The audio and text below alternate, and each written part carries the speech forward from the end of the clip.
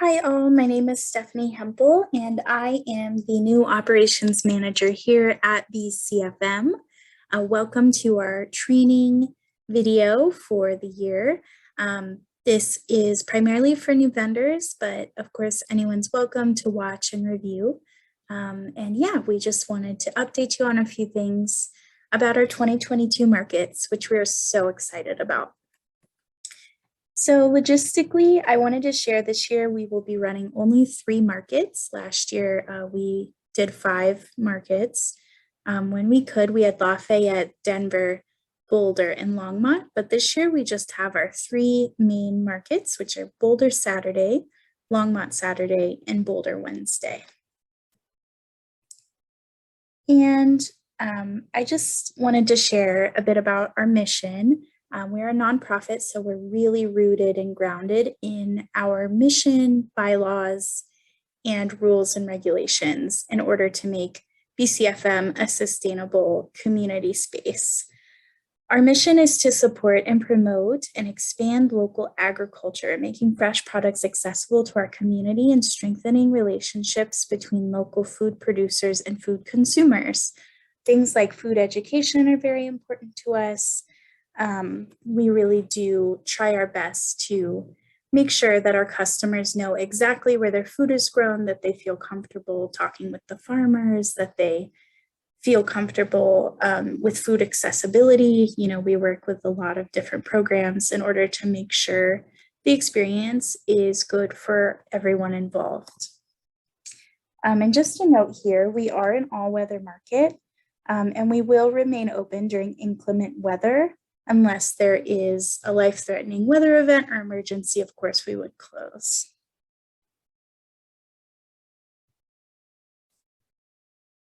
So the spirit of our markets, we are definitely successful because of the collaborative partnership between everyone involved, from the vendors to the board to the staff on the ground, our market staff, to the customers. We couldn't do this without everybody. It's definitely a collaborative community effort, which we are very grateful for. And our mutual objective is to continue to increase the availability of high quality local foods and to increase customer demand for these foods, as well as education about the food. In order to support this objective, preference is given to vendors who clearly demonstrate adherence to the principles of being local. We really do pride ourselves on making sure that we are as local as possible. So if you're a packaged or prepared vendor, you have been asked to, try to source as locally as possible. It's just really important to us that we keep the money in our local economy. A dollar spent in the local economy goes around 6 different times. It's really important that we also support our farmers, ranchers, and producers who work so hard to produce a vibrant food economy for us all. So this is very important to BCFM. We're also a membership operated organization. And so our board consists of different vendors who are voting and non-voting members. And so we run everything by them. And we just try to really sustain the principles of being local. So we pride ourselves on being a growers only market, which applies to only 15% of the markets in the United States. Most markets go beyond the growers only principle, and they invite folks to sell things that they themselves did not grow, different sorts of produce. For example, you'd never see bananas at our farmers market because bananas aren't grown in Colorado. So basically, that just means farmers may only sell vegetables, grains, flowers, and seeds they grow themselves on their own properties that they own or lease. Ranchers may only sell animal products raised on their own owned or leased land, and packaged and prepared food vendors may only sell items which they directly produce, with the exception of beverages provided by the food vendors. And this policy is absolutely integral to our markets. Any farmer found to be breaking the growers only rule will be dismissed immediately and banned for at least 5 years from our markets. And this is a bylaw written by our board that we stand by.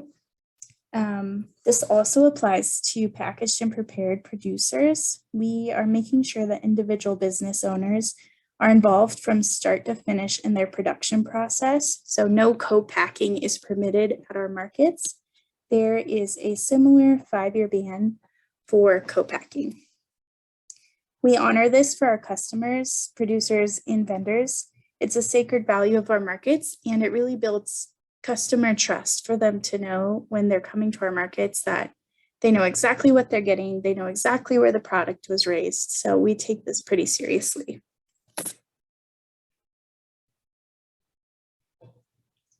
And just some more about the values of our market. We value integrity. We definitely want to be honest about how things are grown and where they're grown.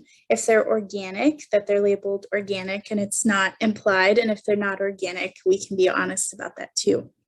Respect, it's essential that everyone from vendors to customers to market staff are all respecting each other, communicating efficiently, trying to remain empathetic, open, honest with each other.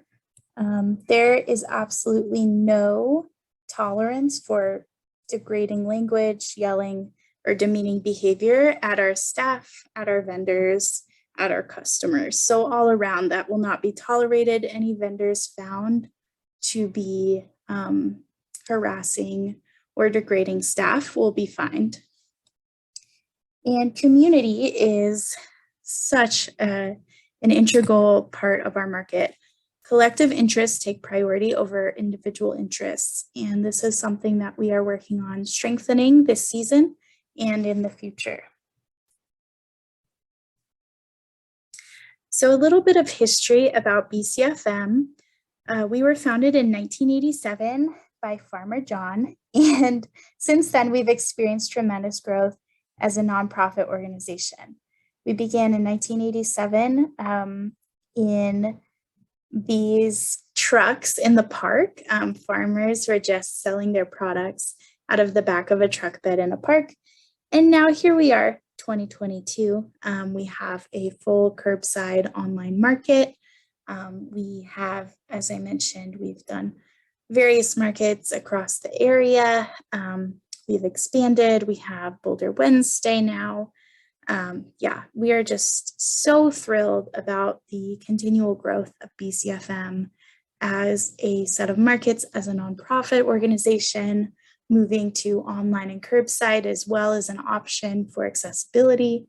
We're just looking forward to more exponential growth from here.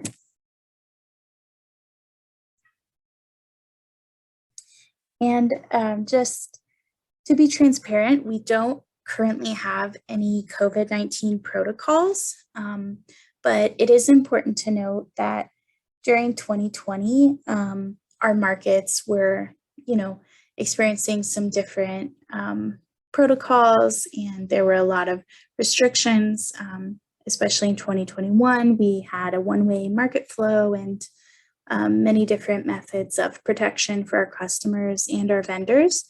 But this year, we have no such precautions, just the regular public health precautions, which you should all be aware of.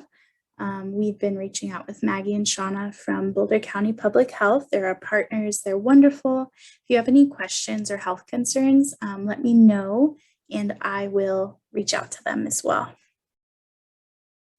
So what to expect from us?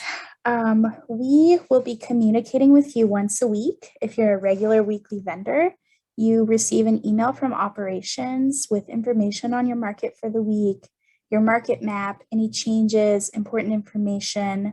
That will also come from your market manager. We have Ann Matson in Longmont, and we have Liz Thomas in Boulder, and they are absolutely wonderful. They will be running these markets with such pride and such passion. So you will be hearing from them and myself. Again, my name is Stephanie Hempel. I'm the operations manager. So I will be assisting them with all of those logistic pieces. If the situation is regarding finance. You'll be hearing from our finance director. Right now we have Jody on our finance team, so you might get an email from her about an invoice or a space fee, but we will be onboarding a new finance director in the summer. So we're pretty excited about that. We do try to keep emails concise. We try to make the map as clear as humanly possible, so you know. So it is good to note, we do evaluate our vendors. We evaluate everybody on different criteria. And this is really important because it allows us to keep a record of how you do at markets with your sales, presentation, customer base, etc. And next year, when we're going through vendor applications, we use this record. So we have it on file. We also sometimes do tabletop inspections. So if you do see someone coming around, asking questions about things like this, please be courteous. Our staff is working very hard. And we are only doing this to keep a fair record of market notes, market statistics, so we know how to move forward in the future. So a little bit about this, we measure the following. Sourcing is a big deal for us, as I mentioned, because we're growers only. The BCFM mission is to support local agriculture, and highest rated vendor scores will be 100% of their product within Boulder County. When ingredients are not available with the county, they will source within Colorado. And if they cannot source within the state at all, that will definitely affect the sourcing score, and you will most likely not be allowed. Quality is a big deal for us. Highly rated vendors will have a high quality product with ingredients that are minimally processed, taste good, and are aesthetically displayed. The thing that we look at is conduct. Every vendor is not only the face of their own organization, but they support us in general at all of our markets. So we really value friendly staff at your booth, being open to customers, not just being shut off, not being rude, not yelling at customers, being open to listening to their questions. Some of them may not be as familiar as you are with farming, agricultural situations, ranching, etc. And so they might have questions for you, which is totally wonderful. And we want to encourage that sort of open conversation. So our customers can also learn and they feel heard and excited to come back. Attendance is another part of the vendor evaluation. It is critical that you are attending as many markets as you signed up for. If you're a full-time vendor, we expect you to be there all season, and we do fine you for late notices.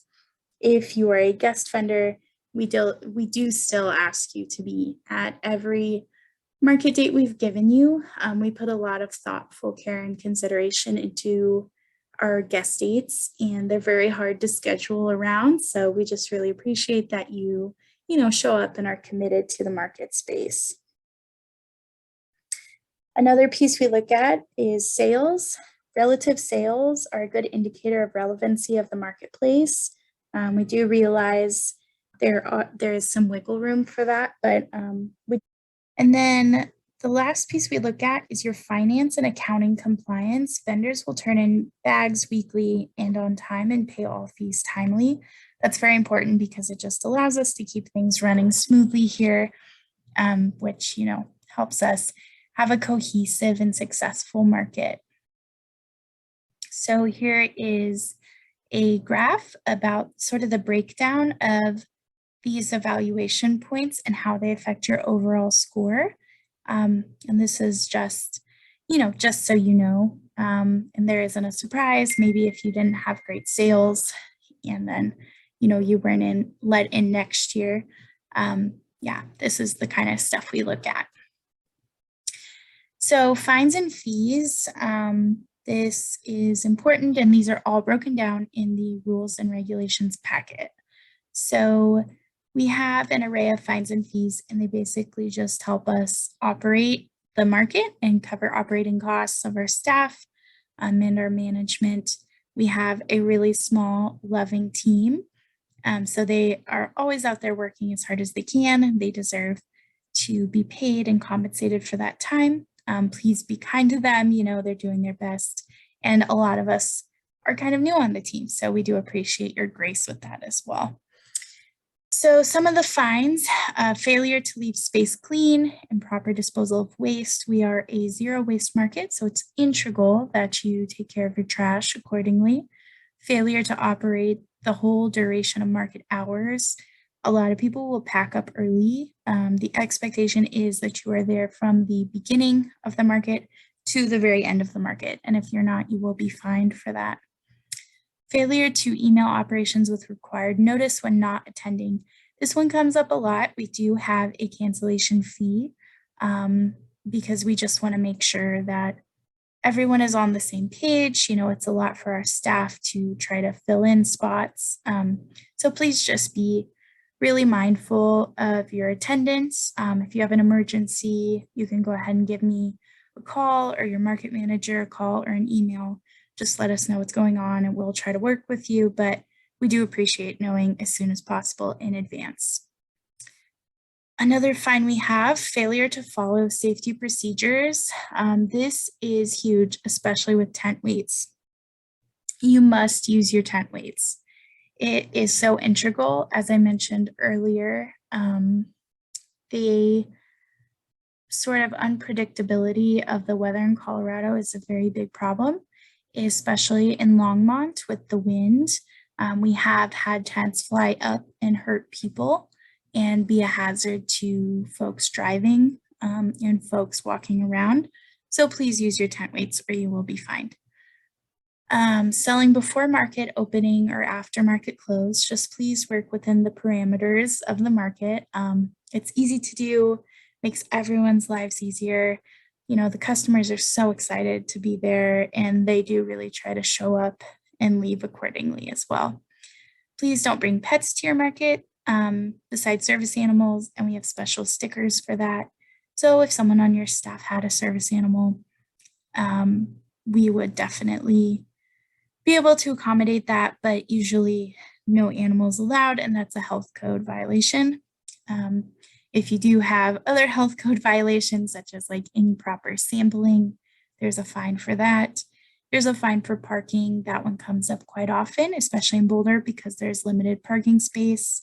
Bounce checks, there's a fee. Improper signage, there's more about that in the frequently asked FAQ document, but we just want to make sure that people know what you're selling and it's very clear to the customer. This helps alleviate tension, embarrassment, any sort of imposter syndrome they might have walking up to your stand. Maybe they don't know what kind of vegetable something is. It's just good to be really clear all around. Selling an unapproved product. As I mentioned, our board does approve every product we sell. So please just let us know if you want to sell something. It has to go through board approval. This is so we make sure it's sourced locally. So everyone is on the same page. Our customers are knowing what to look for. Please just run any new products by us. And you can go ahead and email me with that and I will pass it on to the board accordingly. Declined or canceled ACH payments. Again, that's a $15 administrative fee from our finance department. Market bags, including fee slips, fee payments, and market currencies not turned in within 7 days of the market date. This is a big issue that comes up a lot. Often people forget to turn in their fee bags, so we send out weekly reminders. It is so much easier on everybody if you just turn them in on time, day of, day after. We go through a huge finance process with this, and our finance department handles all our fee bags, counts all the money. We have a lot of snap and WIC currency in there that goes through different government programs, and so it's just really integral that all of that is accounted for on time. And then we have a conduct violation. If you are found to be insulting our staff, you will be charged $125, and that is per day. So if there's a market where you're just, coming in mad, it's probably not going to be good all around. we really want to make this a healthy and safe space, and we have had issues in the past. So I just want to make sure we're all on the same page about respecting each other, showing up just with a lot of empathy, compassion.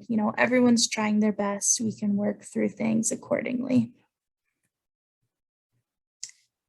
So vendors must arrive and be ready to sell by 8 a.m. on Saturdays and by 4 p.m. on Wednesdays. Vendors shall start and stop all selling of products promptly at opening and promptly at close of the markets. Sometimes we have a customer coming in a little late, last 5 minutes, they might want to stop and pick up some carrots. Let them do it, just stay there for them. And then if they approach after, we have a bell that we ring, and we make sure that everything is done in a timely manner. So we'll ring the bell, you'll know it's okay to close up and begin the loadout process, and no customers will be allowed to purchase. The Boulder Market setup, it begins at least 2 hours before market. As early as 5, we have folks who come in and close off the road and work with our traffic team, so they get in pretty early for that. There are a lot more moving pieces just because there are a lot more people and we are in a downtown location, whereas Longmont, it's a bit easier. You just pull in behind your spot. You can park right there. With Boulder, you have to go around and find parking across the street at the Chase Bank at the Boulder High School, which you may have to pay for. Sometimes they host fundraisers and such. But we try to keep parking really accommodating for our guests and our customers, so that they come in and they feel like they can actually get into the market. So we get as many customers as we can. With Boulder Wednesday, we begin loading in at 2. For Boulder Saturday, your car needs to be off the street by 7:45 a.m. so we can open at 8. For Boulder Wednesday, your car needs to be off the street by 3:45 so we can begin opening at 4. Once the booths are set up, we want your cars off the street so no one gets injured. That has happened in the past. We definitely don't want that to ever happen again. We want you to do a quick drop off of supplies and then get off the streets so there's no line of congestion, and we will have staff who are, trying to help you expedite this process, leading you along, helping with traffic flow, things like that. Please be courteous and considerate. There's so many vendors here trying to get everything set up perfectly, and we want to respect everyone's time. Specifically in Boulder, the Boulder Saturday Market Street access for setup is between 6 and 7:30. Street access will be closed to motor vehicle traffic at 7:30.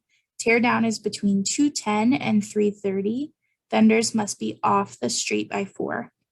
For safety reasons, departure of motor vehicles prior to 15 minutes after closing time is not allowed. At Boulder Wednesday Market, street access for setup is between 2 and 3:30. Street access will be closed to motor vehicle traffic at 3:50. Teardown begins after the closing bell rings, no sooner.